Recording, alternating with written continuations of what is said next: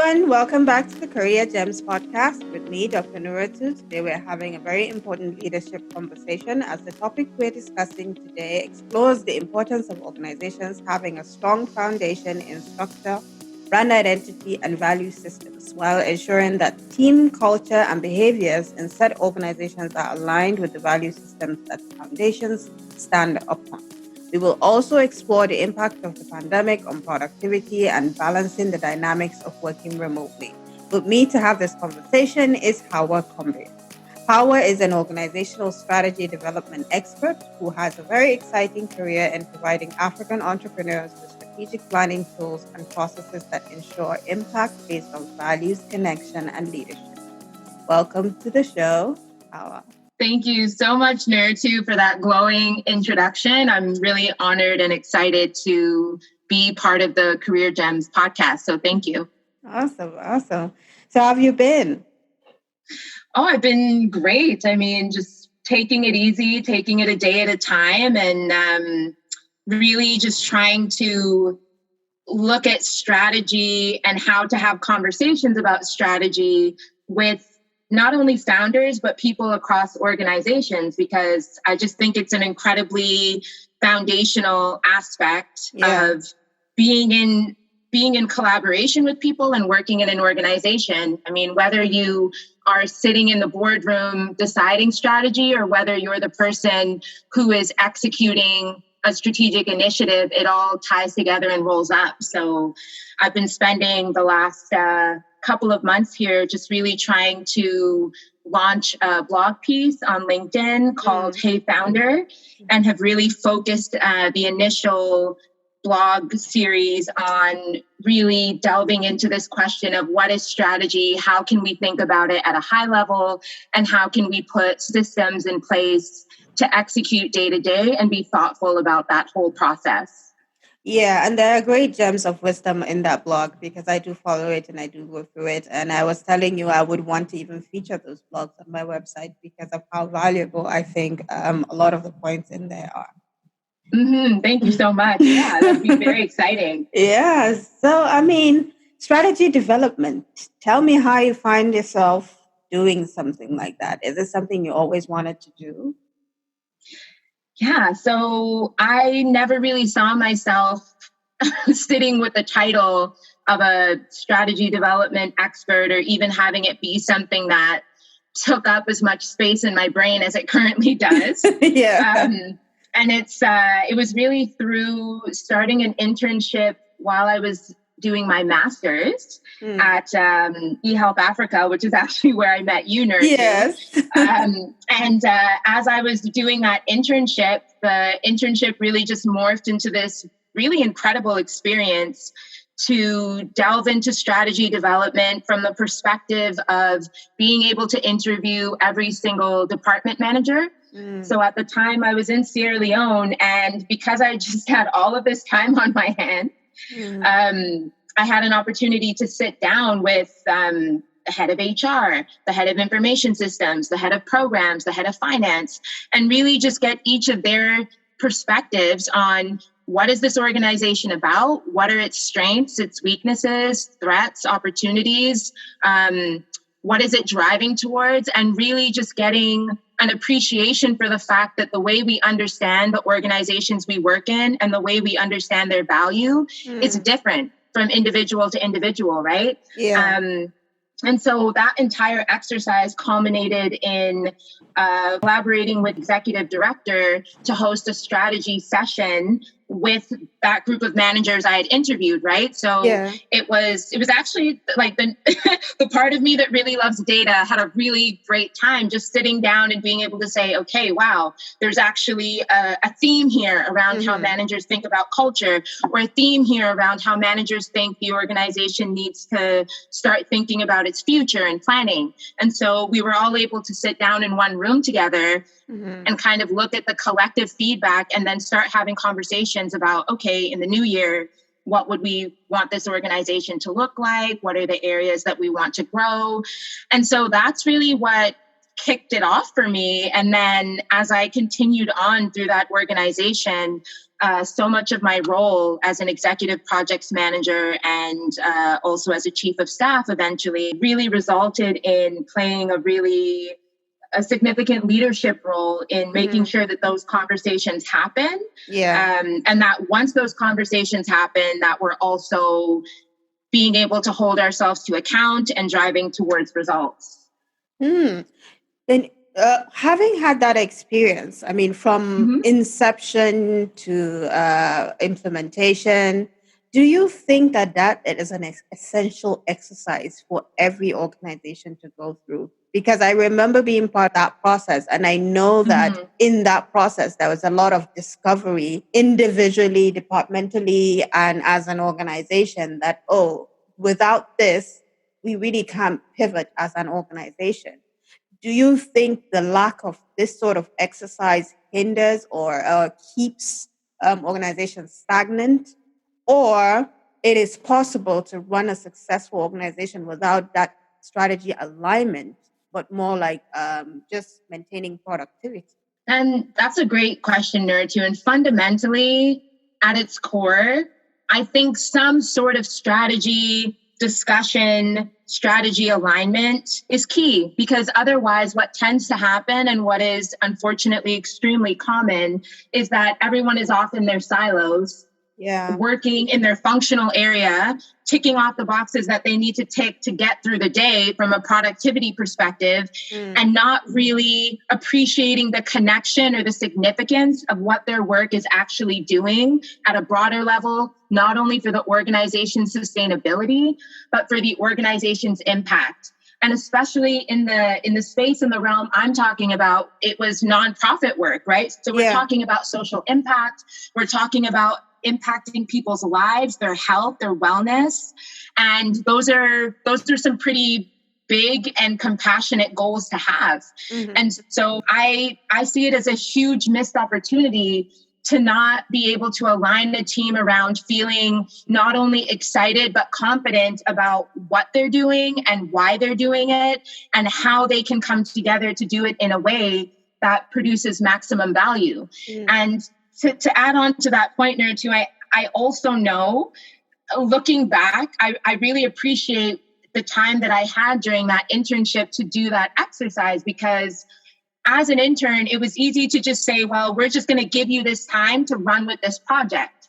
And in most organizations, when you have everyone mapped to a function, it can be really challenging to then say, okay, I want you to pause some of the things that you're already working on, the things that you sort of really get paid for, and spend time thinking about strategy, and spend time thinking about communication, and spend time thinking about perspectives that are not your own. And that's not very easy for people to do when they're used to their day-to-day routine, and especially when they're managing, because as a manager, you're trying to stay on top of running a department and taking care of other people within your department, as well as being a leader yourself, right? So it can be a lot to ask. And I think the opportunity here for organizations is to think about what kind of approach would work for your organization, right? Because not every organization is going to be able to afford to have an organizational consultant from one of the big five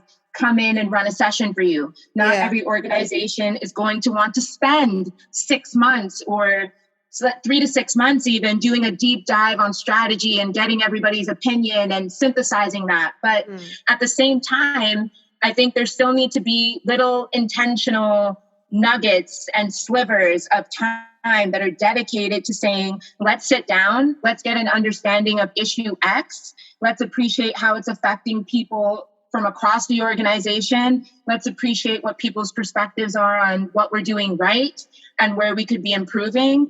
And let's figure out even just the small tweaks and pivots we can make. Because honestly, the big tweaks and pivots are also incredibly scary and require a lot of change management, right? So it's sometimes not about going in and saying, I'm completely going to revolutionize what we're doing. Sometimes it's really just the incremental little changes that can actually give you a bigger return on investment or return on productivity in an organization. So I think it's just about getting more creative about how we think about incorporating strategy more in our day to day, instead of saying, well, I'll ignore it because I'm overwhelmed by it. Yeah. Or I now have to dedicate a year to working on a strategy that by the time I finish it, it won't be relevant because everything in the environment and in the market and in society is changing so quickly. Yeah.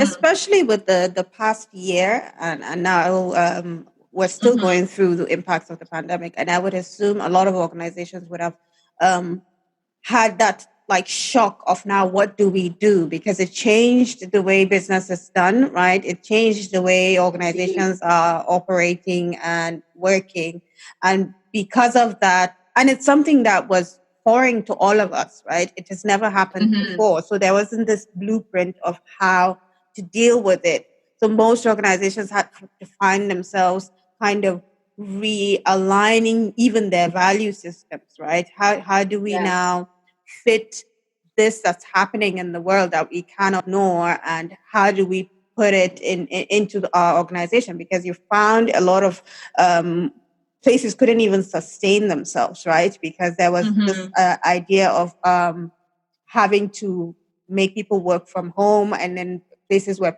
still paying for office rent, utilities were still going, all those things were still going.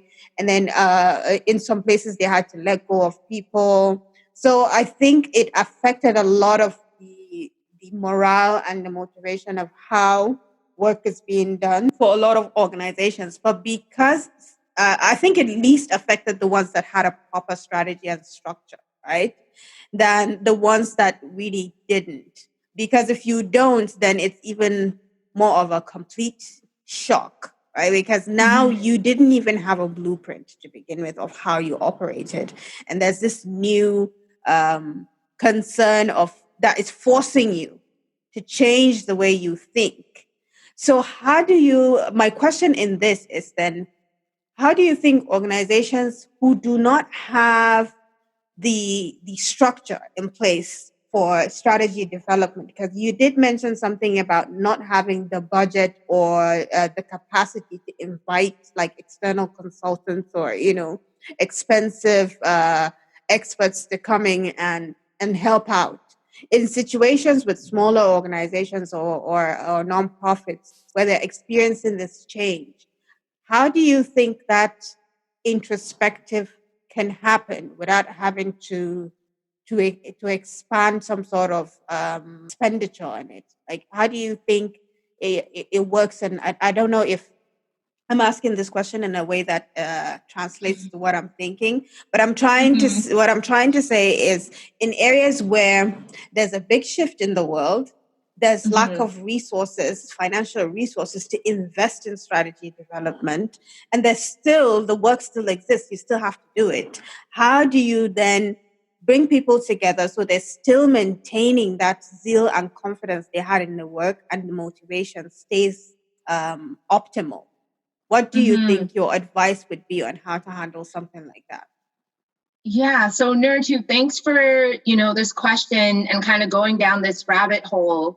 And as you were talking and you mentioned the lack of financial investment, I think this is exactly the room and the opening and the space for leadership. Yeah. Right? Because if we're in a situation where the resources that are unavailable to us are money or currency, it doesn't take away from the emotional or the relational currency and investment that we can still make in our people. Because fundamentally, organizations are people, right? You can have all the money you want. If you don't have people around you to support the operational execution, product or service will not be delivered for the most part, right?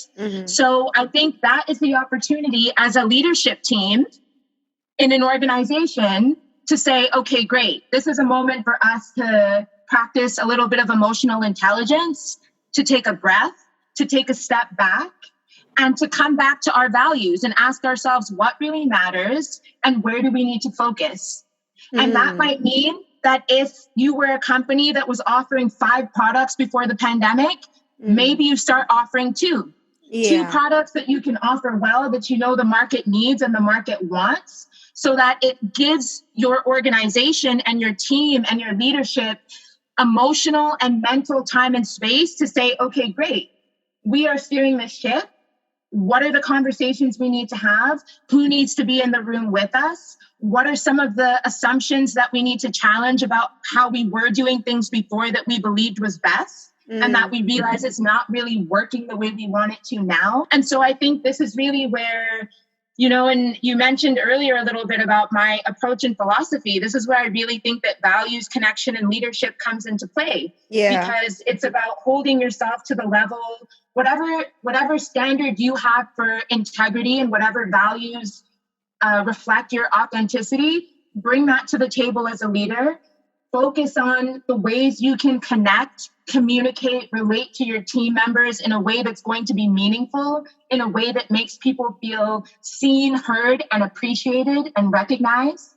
And then at some point, hard choices have to be made, right? Yeah. They're not always going to be choices that everybody is in favor of. However, at the end of the day, if you know what your true north is, if you know I'm an organization that's here because I'm focused on sustainability, I'm focused on environmental wellness, I'm focused on helping vulnerable populations, having some of these guides in your navigational compass will help you and support you to make the decisions that need to be made to keep providing the value that you want to provide and claim to provide to society and to your community, and to hold that credibility with your staff and your team. And if people can see you move through that process and can feel involved in that process, it's only going to help a team grow stronger in an uncertain, stressful time.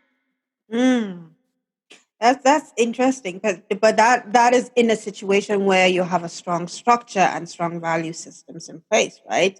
And I think which is why, as I said earlier, some are able to survive it because they are able to identify as a leadership team that this structure and value systems are what hold us accountable to our people, and we need to ensure that even in these type of tough times, we're still upholding those value systems in how we communicate and how we operate as a team, right? How do you then think as a new organization, like as someone starting a nonprofit, right? How do you then go about identifying what your value systems should be and building a culture for your team to align with your vision for what that organization is? I mean, that is such a big question, and I also feel like it's a never-ending question. Yeah. Because even for organizations that maybe feel that they have it defined, as we know, culture and society is always evolving, right? Whatever we believe, and as people, we're always evolving. So whatever we believed or held to be true about ourselves a couple of years ago may not be the case anymore. And I can attest to that in my own personal life. However, I think when it comes to values, it's so much of this, Nuratu, and I feel like I'm a broken record, but I think so much of this comes down to having conversations. Yeah. Having conversations with people. And the evolution of a startup or a new organization is always quite interesting, because it usually starts with a founder or maybe a group of founders and a foundational group of people who have said, we're coming together. This is what we want to do. This is what we want to create. This is what we care about. However, as you start to grow and scale and more people come on board, more ideas are being incorporated, the knowledge about the customer and the market is evolving. Yeah. That in and of itself starts to shape, it's symbiotic, right? What the organization is doing shapes society, and what society needs or wants or demands also shapes the organization. Absolutely. So again, at some point, it becomes really important to come back and even have a regular cadence of saying, let's have this conversation. We've stated that authenticity is one of our values. How are we actually practicing that? What does that look like? everyone around the table, give me 2 examples of a time when you were personally authentic and when we as an organization were authentic. I think when it comes to values, it's about not only just kind of picking these flowery,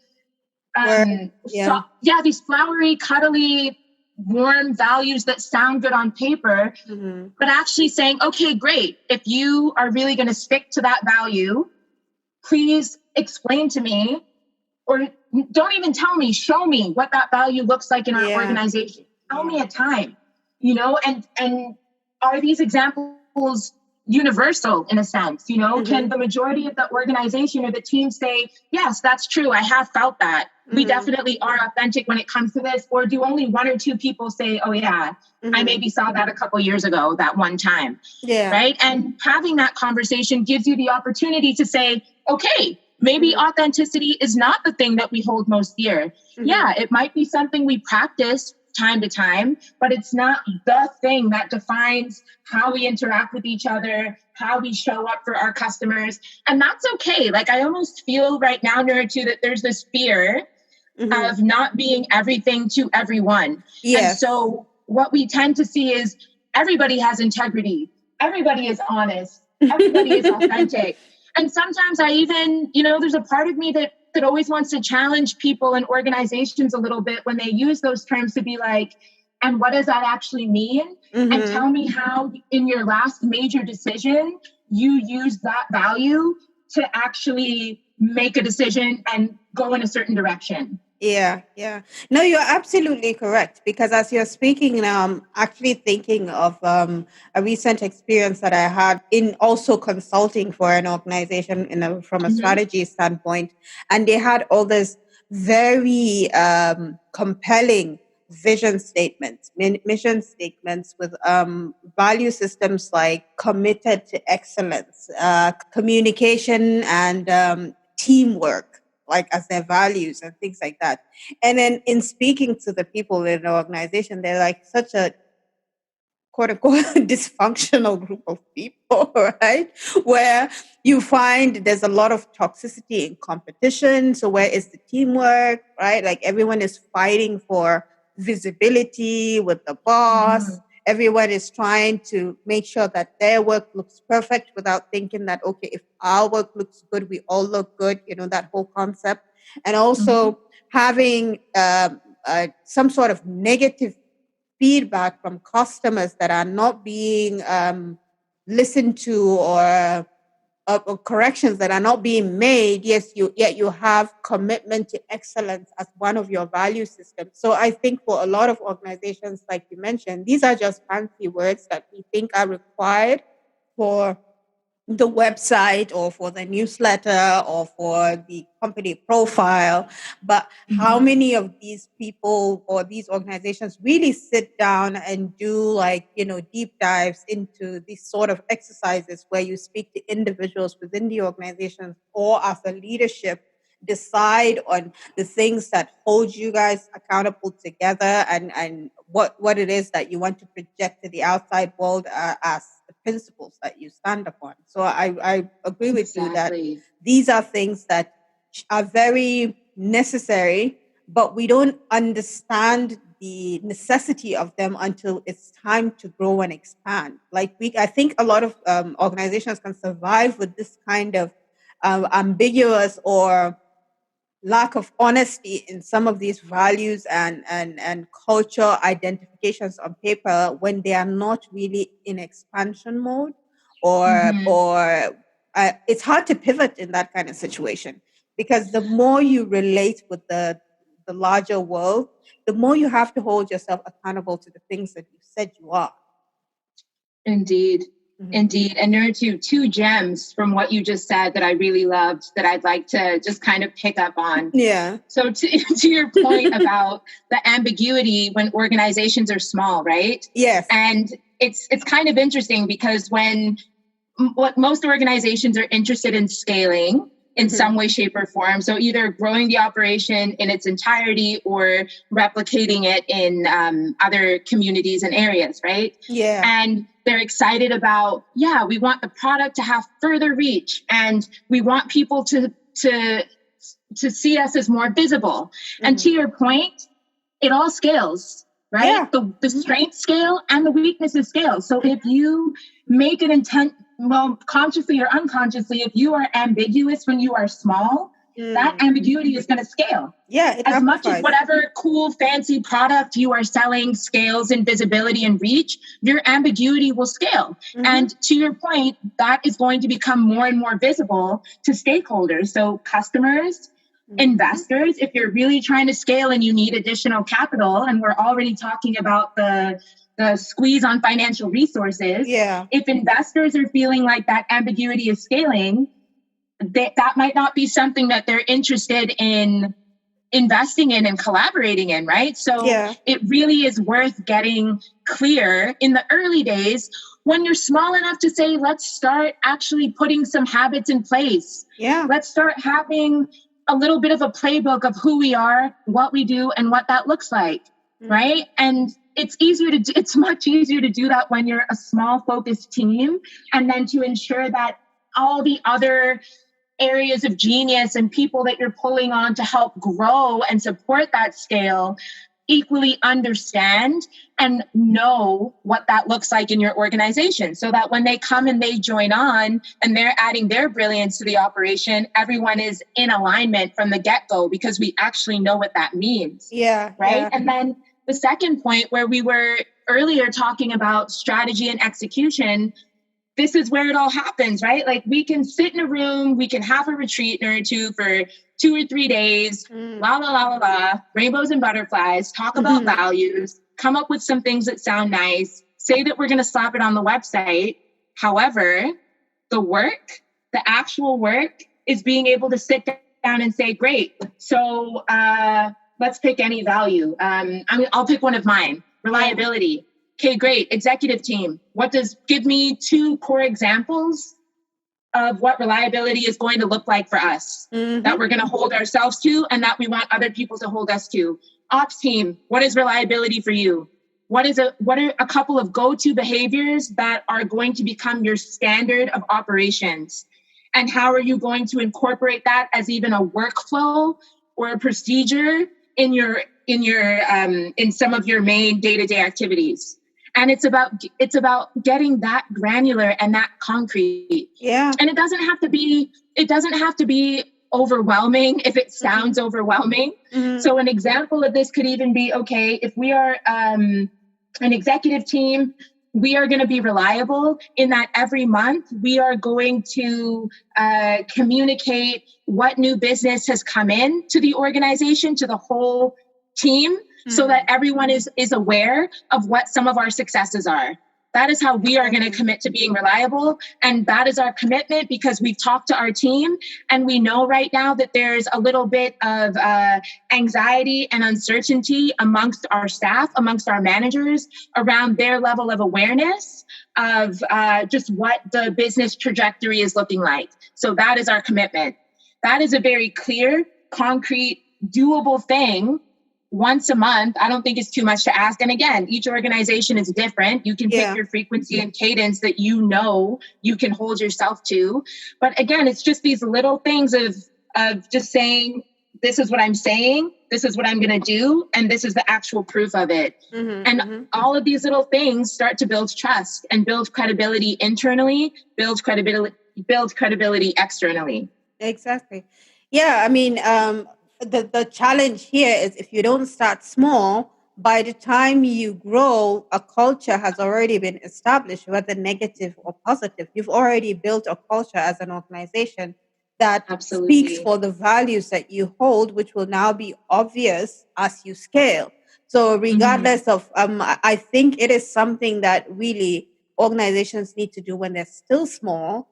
Have these like trial and error sessions where you discuss and identify and get your team used to build momentum around these sort of exercises, such that as you pivot or scale, these things are second nature, and then it becomes part of your brand identity.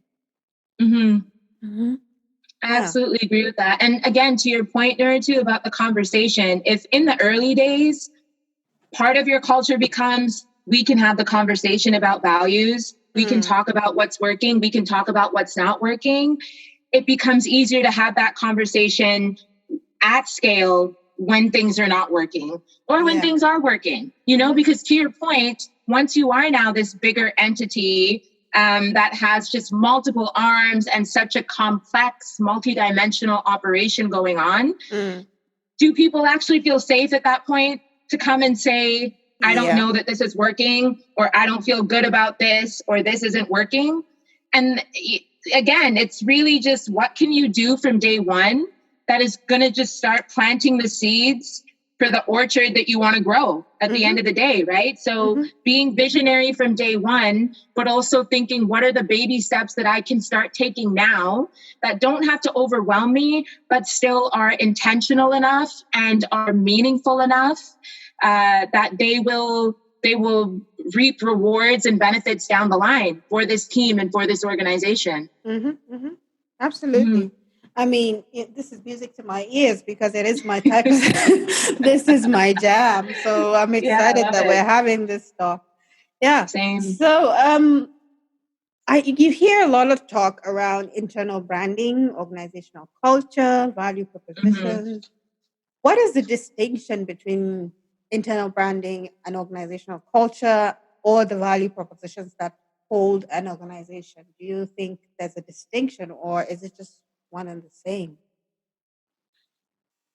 Yeah, so this is another, I love all these big questions too. It is, I mean, and this is what alignment is, right? It's about trying to understand all of these pieces and how they connect or intersect.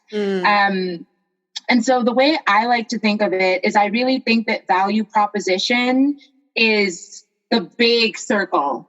Value proposition is what captures everything, because even from a strategy development perspective, when you're first starting to think about what your organization is going to do and what it is going to offer, you think about your value proposition and you tend to think about what are your capabilities as an organization? What are my strengths? So for example, let's do something really basic. If I decide I'm going to open a bakery in Accra, right, in Ghana, obviously there are many bakeries in Accra, but what is my value proposition? What sets me apart? What are the core capabilities that are going to enable Hawa to have a unique, standout bakery? And when you can start having that conversation and defining, well, okay, Hawa uses, superior products. So that's like what? Excellence in products, right? So now we're already establishing that excellence is a feature in my organization.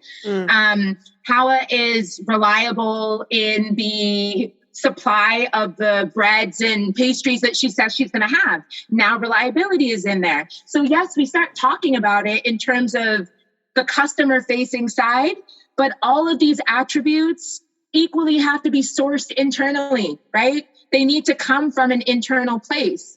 And so at that point, I've already identified now in this example, excellence and reliability as two values of this fake bakery that I'm apparently opening in Accra.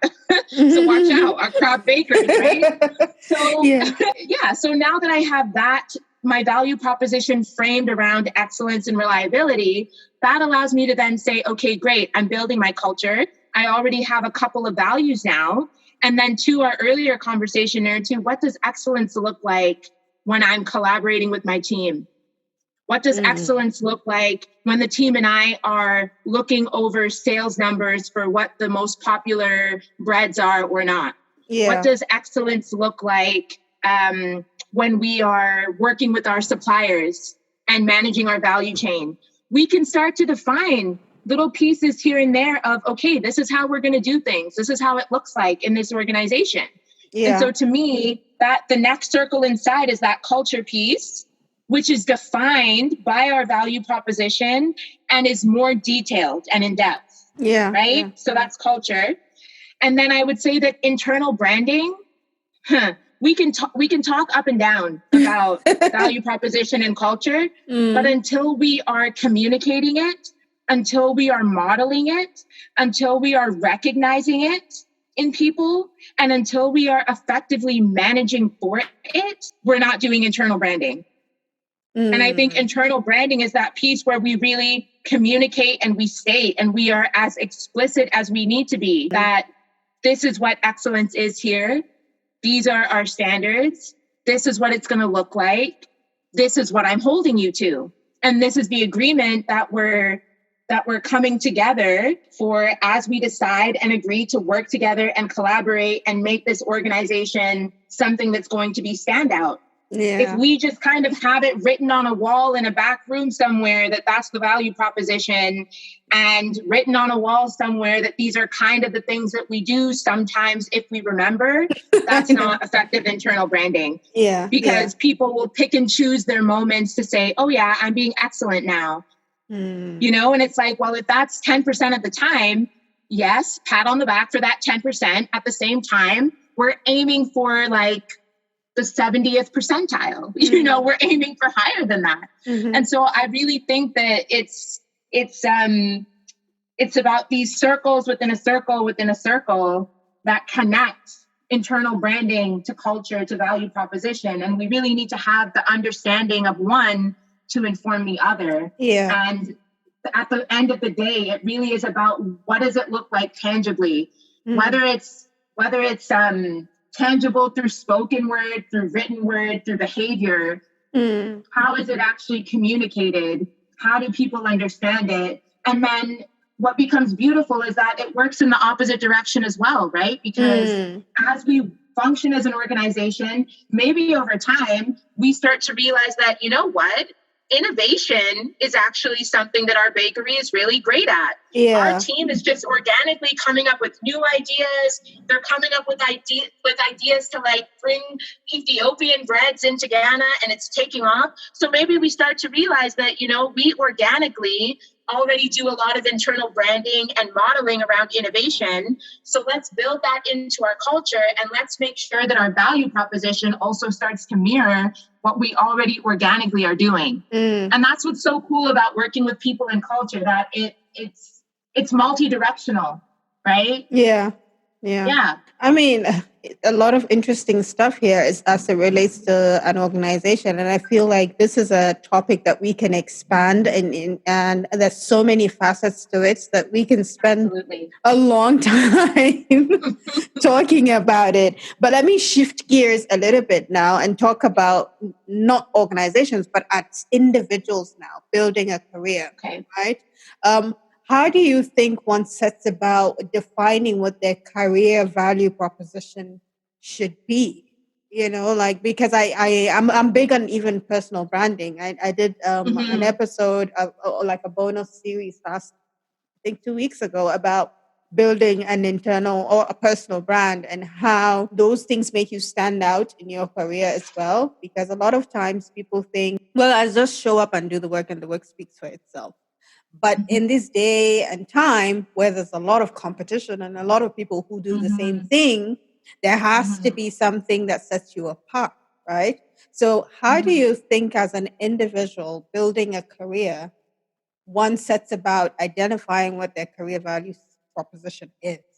And how important is it to have one? So let me start with the last question that you asked. And I would say, I think it's supremely important. I think that it gives you a really clear sense of who you are, and that just that self-awareness allows you to communicate, project, and model that for other people.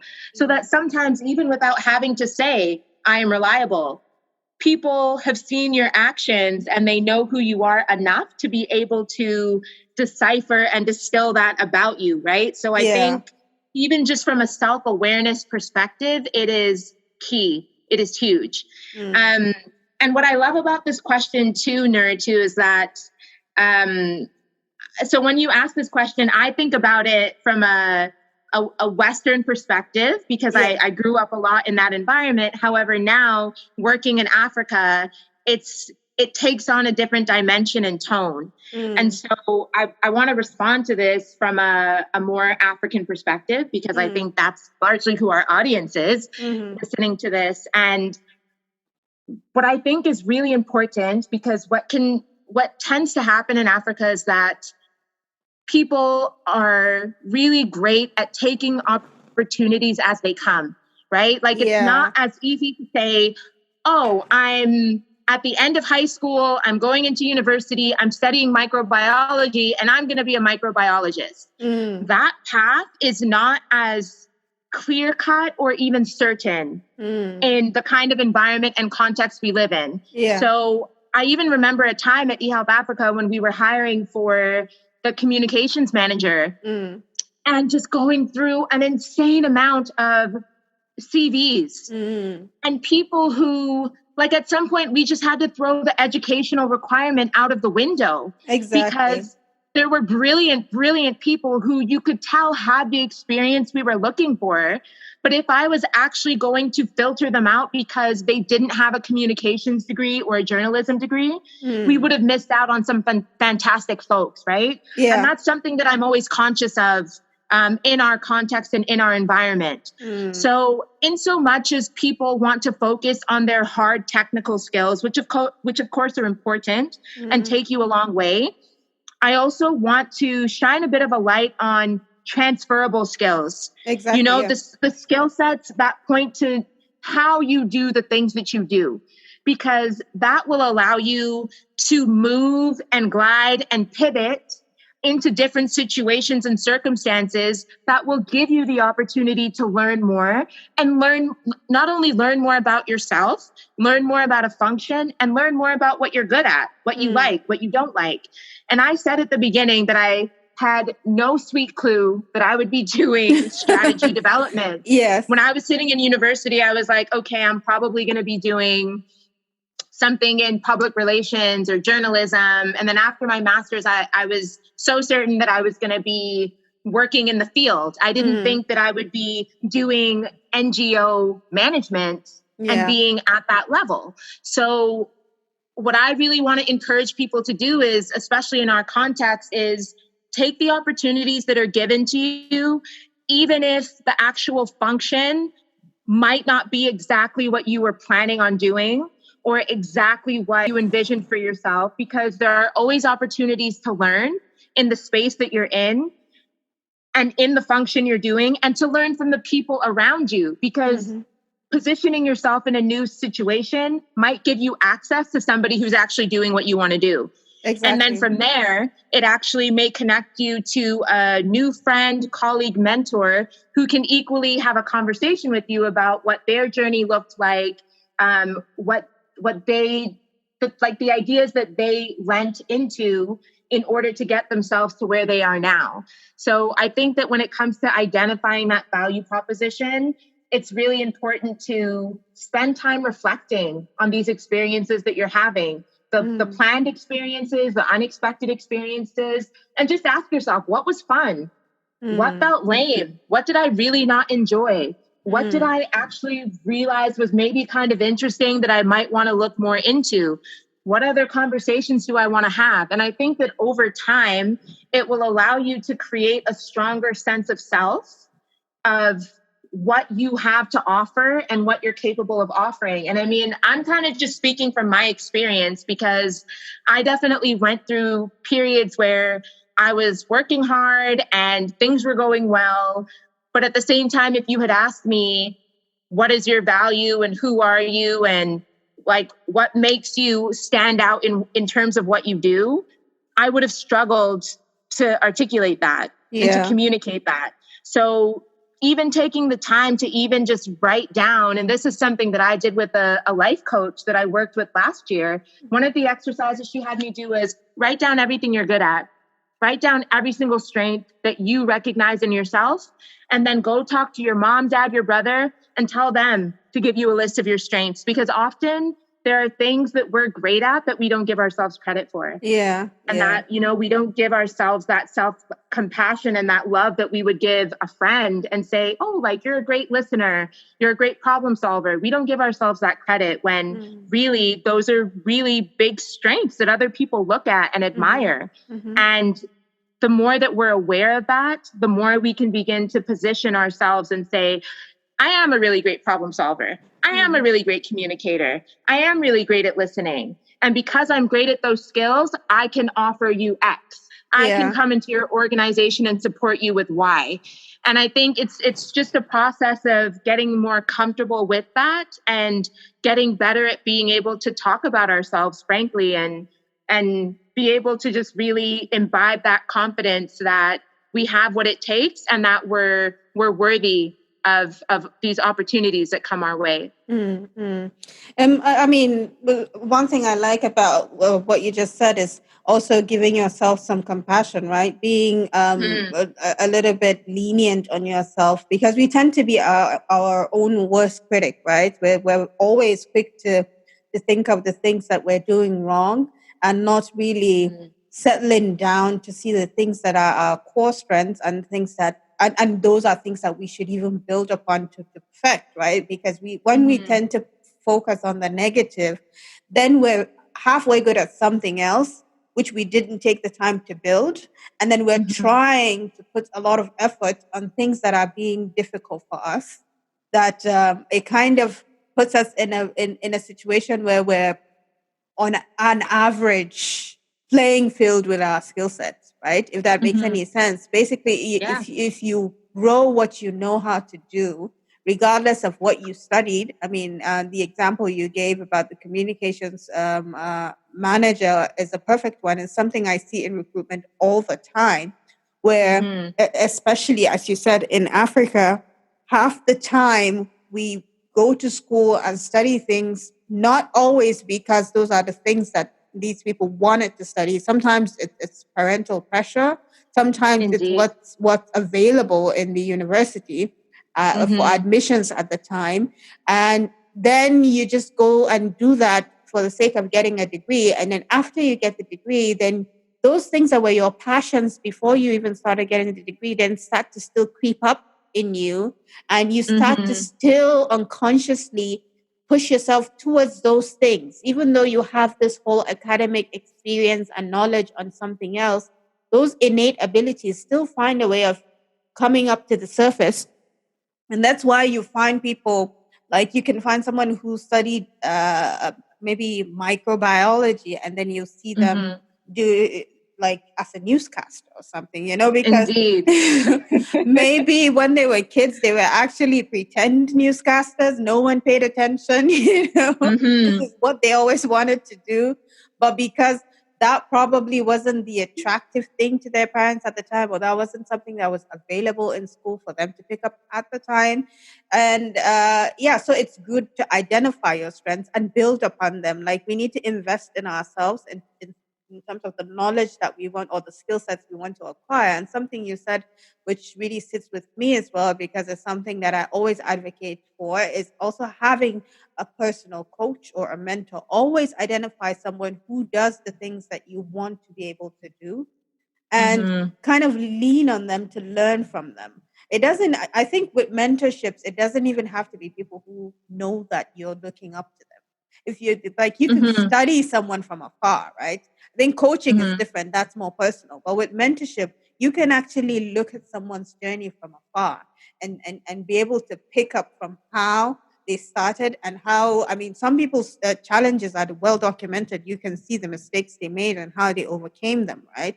So, I mean, being able to grow the things that you're passionate about is very, very important, and not being too hard on ourselves about things that we're really not that good at, but we hope that it would get us by, right? And then you Yeah. find a lot of people in unhappy careers, which is why I was mentioning that how important is it to have a career value proposition, because a lot of times we work to survive or just for the Mhm. heck of it, that you find people being unhappy in the careers that they find themselves because they haven't really sat down and said, okay, what are the personal values I have or I hold for the career that I want to have, and how do I set about achieving them? Nuratu, I mean, that was so beautiful. And I really love this thread you picked up about passion. Mm. Um, because at the end of the day, do you work to live or do you live to work? Yeah. Right? It's just kind of this question of why are you doing what you're doing? And Mm. again, I think for a lot of us, like you can't sit down and read a textbook and say, okay, great, I know my passion. I know my proposition, Yeah. right? So again, it's in so much as appreciating that it is important to nurture our passions and our strengths. Sometimes too, we got to go through the school of hard knocks. And sometimes it's those experiences that put us at a low point, but allow us to really ask questions about, okay, well, what was my part in this? Again, what worked for me? What really didn't work for me? That allow us to emerge and say, great, I know myself a little bit better this time around. And so next time, the situation that I want to recreate or I want to, have manifest itself the next time I'm in a work situation is I want to work with colleagues who are great communicators, because that's what I loved in my last workplace. Yeah. Yeah. Right. And it allows us to just slowly, as we go, as we take those baby steps to be like, this is really working and I really like this, or this really gives me energy when I'm in an environment where I'm around these kinds of people, or when I get the opportunity to apply these kinds of skills. And we just keep strengthening that muscle the more that we go through things. And I mean, I know for me, Nuratu, I tend to be a person who I love plans. I love structure. I love knowing what's going to come next. I know. So I don't say that easily at all. But sometimes it really is about saying, you know what? I kind of just need to trust the process and go through the journey and be able to take away the value from it. Because sometimes even in difficult situations and circumstances, the wisdom that can come from that is invaluable. And you never would have felt that wisdom in your bones if you hadn't lived it. Versus being like, oh yeah, well, I read somewhere that I should do this, that, and the other because it worked for somebody else. Well, you're not that person. And you don't have their history and their perspective and their goals and their passion. So part of you really needs to discover it for yourself so that you can know for sure, this is what I want, this is what I don't want. And that's what allows us to draw these boundaries around what our value proposition is. And again, to our point earlier, we don't have to be everything to everybody. Exactly. Yeah. Our worth isn't in being everything to everybody. Our worth is in identifying and recognizing what makes us feel whole and what makes us feel seen, and trying as best as we can. Because you're right, lady, like the job market doesn't always make it that easy to, realize the profession we want to have. But to the best of our ability, trying to align what makes us feel whole and seen with some of the professional opportunities that are out there, or some of the opportunities that are out there to create the impact that we want to realize in this lifetime. Yeah. Well said. Well said. And I also want to add to that it's never also too late, because sometimes we start off with careers that we are not very happy about, and then we've spent years doing those things, and then we tend to get to a point where we're at an impasse, right? What do I do? What do I do? I feel like it's never too late to have a career shift. It's never too late to say, okay, I've done that. Now I want to give myself the grace to invest in something that I actually truly am passionate about. If this was something that I went through because of the circumstances that I was around, like maybe my parents putting me through the school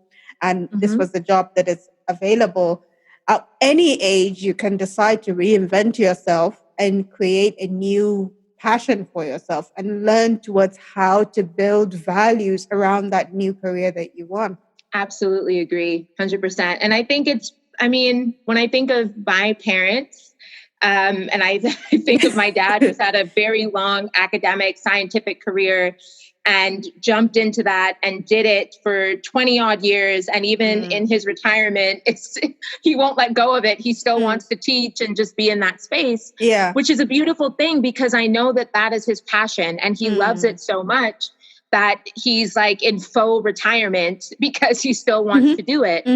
At the same time, what I think is really a blessing and an opportunity for our generation and the generations coming up is that I think there's a lot more flexibility and space and grace for people to say, I'm learning new things about myself. And now the vision of my life and my profession looks different. And I think this is what I might want to do. And the opportunities, and again, to this point around soft skills, I think more and more jobs are really positioning the work around how you do things and how you show up. And there's a bit more of a mentality that, the technical can be taught. We Yes. can teach that to most people. Yeah. However, a certain mindset, a certain level of self-awareness, and a certain way of engaging and communicating, that is inherent within people. And I think that is what more of the job market is starting to really look and search for, so that we're bringing in people that will be able to align with what companies and organizations are doing, because they have that ability to adapt and that ability to be flexible and communicate and reflective. Yeah. And then, of course, they can take on whatever the function is. So, yeah, there's room for that. Yeah. Now that's something also I think we can explore having a conversation more. Oh, yeah, that's another rabbit hole. I know. Yeah. So let's talk 2020, the pandemic. It shifted everything. I know I touched upon it a little earlier, but it changed things from how we communicate, how we work. Most of us had to change from physically going to work, attending conferences, but I wish I missed, like, going to a conference and meeting people, printing out your card, getting all those materials. Now it's all webinars and seminars. No swag bag. I know. And then now transitioning to working from home, having virtual meetings, webinars. What was your experience like? What are the challenges that, I know you worked a lot remotely, so this is right? But still. Yeah.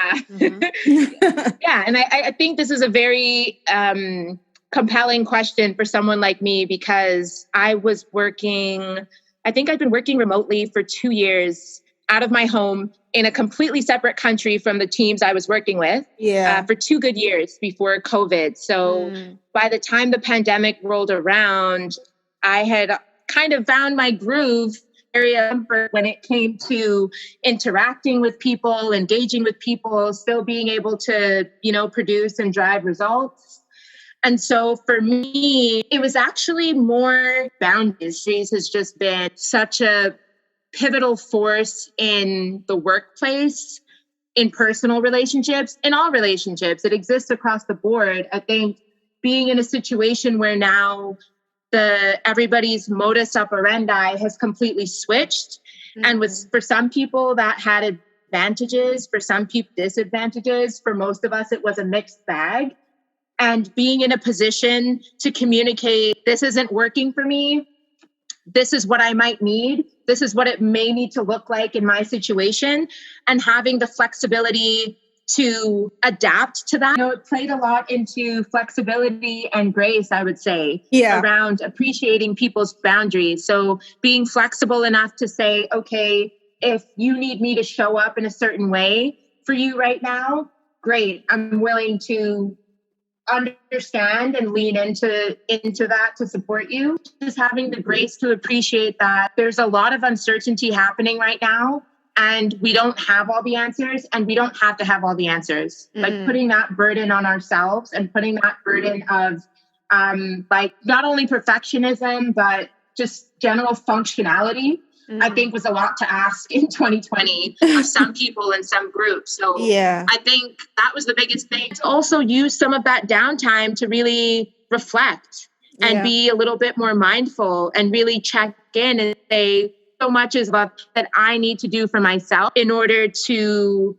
move through and navigate this uncertain time and these situations. And for me, it was simple, I think, the days of the pandemic, because I would actually just carve out time to say, okay, I'm going to go out and buy super healthy food and come back and prepare that. And for me, that just felt like self-care. It felt like, great, I'm getting outside for a little bit. I'm socially distancing and interacting to go and get something that can allow me to show up and nurture my body and take care of myself. And I remember that being a conversation that I had with a couple of colleagues, just saying like, yeah, I'm eating salads way more than I used to last year, just because the whole exercise and the whole act of it is something that allows me to just kind of disengage from the current stressors that are around us and allows me to put my energy into doing something that is actually nurturing for myself and for my body. So I think a lot of people probably found new and interesting things that they maybe hadn't done before, but that actually brought them a little bit of peace or a little bit of mindfulness. And I'd be interested to hear what it was like for you, Nuratu. I think mine, as you were speaking, I was fascinated by the fact that you were into salads. I'm like, well, that's opposite of me. Like, I gained quarantine weight. I ate chocolates, ice cream, and donuts. So, I mean, for me in the beginning, it was overwhelming, right? Because for me, having to wake up and get myself in the mindset that I'm getting ready to go to work, like it was like a routine, which is kind of whole. Uh, it was just disorganized at some point, right? It was emotionally draining on me because now I had to work from home. My husband had to work from home, and then I have a toddler. So how do you then organize your life in such a way that the work time is structured? And I still had a full days of like a schedule of work, like I had things to do. So, but I'm at home, right? And I have worked from home before, like with in every situation that I've been, I've had opportunities to work from home, but not everybody in my household was working from home. So now we're all stuck in this house, right? And how do we carve out time and space for ourselves to be able to compartmentalize our lives in such a way that that whole encroachment wasn't there, because it felt like work was creeping into my personal life and my personal life was creeping into my work life, right? So it was sort of an uncomfortable space to be in. And when you go to work, you come back, I have to shut down your mind. Like, now, okay, this is my time with my family. And now it almost looked like you were working through the night because to differentiate wasn't really there. So the whole schedule was messed up. For me, I think I was part of the group that I wasn't in an extreme sense getting depressed about it, but it was emotionally tasking to me to be able to balance it all out and still be as productive in both home and work life. But it only lasted for me for about 3 months, which was fast in relation to the whole thing. And I was able to figure out something that worked, where I created a space for myself that I was able to create these boundaries even at home, and Indeed. prioritize my self-care and individual work identity to my personal identity. So I feel like a lot of people struggled with that, or are still struggling with it, where the whole shift in how we communicated was creeping into and interfering with the other life that we had outside of our career. Yeah, I would totally agree with that. And it's hard when you don't really have the option, right? Which is how it was with COVID. And that's why, in my personal sense, because I had started working remotely a couple of years before, that was my choice. I had time and space to think about what I wanted that to look like and what my boundaries were going to be, all based on my preferences. Yeah. Whereas when COVID hit, everyone was more or less stuck in place. And it was really just the realization that if anything is going to move, you kind of just have to figure it out as you go. And everyone around you has to figure it out. And all of that needs to somehow align. Yeah. So it makes a lot of sense that that many of us struggled, and that the emotional toll of really balancing what can sometimes feel like these two identities, right?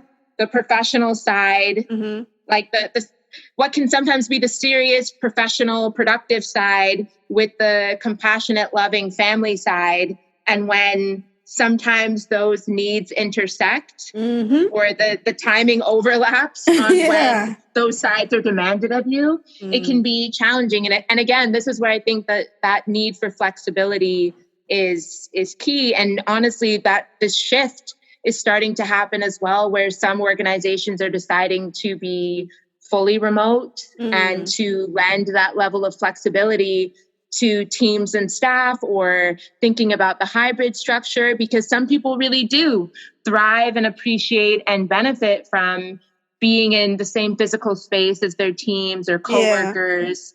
So I think it's going to be really interesting in the next year, even, since people are getting more and more vaccinated, and it's creating more options in terms of being in person. We'll start to see what the new normal is, I Yeah, suppose. yeah, yeah. Yeah. Yeah, and the whole thing is, I think the emotional toll made a lot of people aware that even mental health is something that needs to be also prioritized in how we work. And I Mm-hmm. see it a lot in organizations now being conscious of giving people that um, me time to be able to recalibrate their mindsets on adjusting to certain things, right? So that you have your whole self when you're working and you have your whole self when you're at home, and that gives you optimal levels of productivity in both sides. Because if it doesn't feel that way, you would be feeling like you're a failure in both areas of your life. So I think the whole consciousness of being able to be more lenient by some organizations, where you could see people with their babies or toddlers on Zoom calls, and it not being something that's seen as, oh, unprofessional, you know? that Mm-hmm. whole that whole compassion really kicked in for a lot of organizations, and it helped a lot of people cope with the situation and being able to then not put so much pressure on themselves in terms of how they performed or how they were able to transition to working from home. Yeah, I really appreciate you sharing that perspective and bringing mental health into the conversation, Mm. Nuratu. And one of the words I've been unpacking in my head, and when I'm just alone and I'm talking to myself, is this word integrity, and really Yeah. just trying to understand what that word means, right? And integrity is about integration. It is about different parts coming together to form a whole. Mm. So when we find ourselves in these situations, and I mean, many people would have experienced this pre-pandemic as well as in the state that we're in now, but feeling like you're in a space where you have to mute or censor certain parts of yourself, Yeah. certain fundamental key parts of yourself, that is the definition of disintegration, right? And when you feel fragmented like that emotionally, it plays out in your mental health and your ability to think and process and be productive, which is what most organizations want from their staff.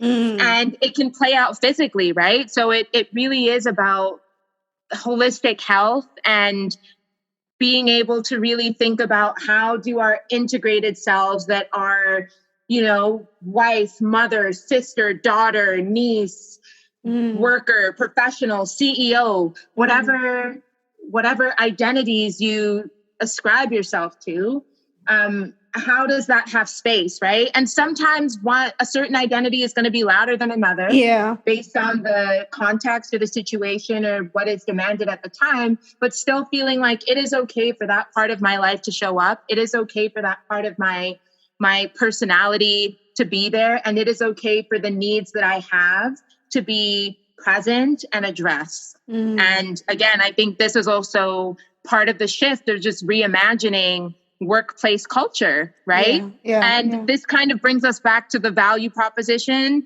the culture you create, and how you talk about and brand that. And whether people feel safe to show up like that and feel like, yeah, I can bring my whole self and I feel good about it. Or whether it feels like, okay, I'm repressing myself for the next 5 hours so that I can actually, you know, switch off and go be this other person later on. Because that becomes very difficult to sustain over time, and it can actually compound mental health and emotional health distress. I mean, that's a perfect way of rounding up our conversation, bringing it back to oneself and wholeness, right? I think in all of these things we discussed, whether it's from an organizational perspective or from an individual perspective, at the end of the day, there's something you said earlier about we're all human beings. It's people, right? At the end of the day, it's people that perform these functions that form a structure around what is then called an organization. So being aware of the humanity of the engine that drives these activities is very key in establishing culture, whether it's individual or an organizational culture, and identifying that the values that those individuals hold transcend or translate into what the brand eventually looks like. Indeed.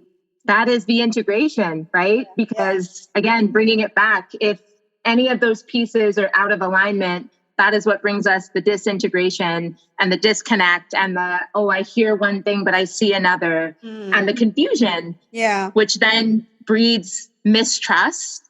And it just becomes a slippery slope from there.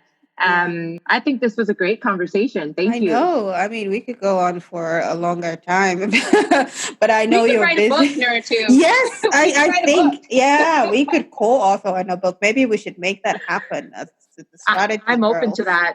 Mm-hmm. Very open to that. Yeah, but really, I think there's so much that we can explore. And for everyone listening, Hawa has this very exciting blog, like she mentioned earlier.